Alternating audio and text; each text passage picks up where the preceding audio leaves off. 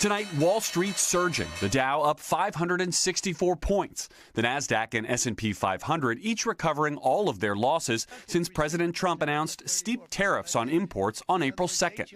It follows a strong jobs report. The economy adding 177,000 jobs in April. The unemployment rate holding steady.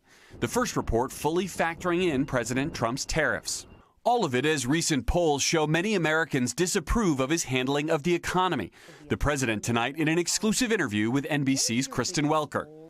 Some people on Wall Street have expressed concerns that the possibility of a recession is increasing. And I want to know what you think about that.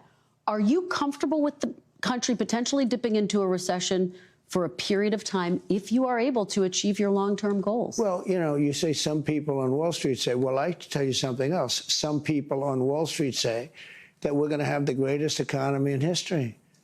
Why don't you talk about them? Because some people on Wall Street say this is the greatest thing. Well, that's what I'm getting at. That's what I'm getting at, though. It's the same question. Yeah, there are many people on Wall Street say this is going to be the greatest windfall ever happened. And that's my question. Remember the this. long term. Yeah.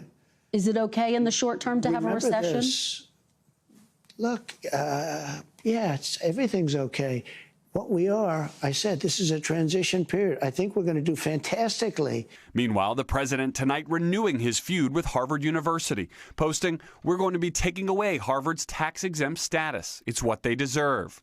Harvard, which has already sued the administration over frozen federal grant funding, responding, "There is no legal basis to rescind Harvard's tax-exempt status." President Trump has slammed Harvard, including over accusations of anti-Semitism. This week, in a scathing report, a university task force found a, quote, demonization of Israel on campus, including bullying and intimidation of Jewish students.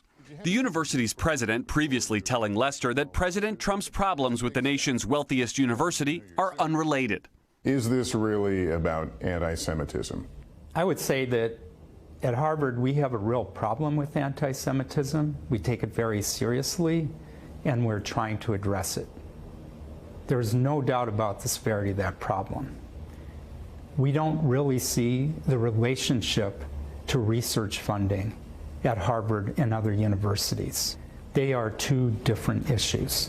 And Garrett joining me now. Late tonight, Garrett, the Trump administration asked the Supreme Court to weigh in on a case involving the president's Department of Government Efficiency. That's right, Lester. The White House wants the justices to allow DOJ access to sensitive Social Security Administration data to search for waste and fraud, but two federal courts have so far blocked that access. Lester? Garrett Haake, thank you. Thanks for watching. Stay updated about breaking news and top stories on the NBC News app or follow us on social media.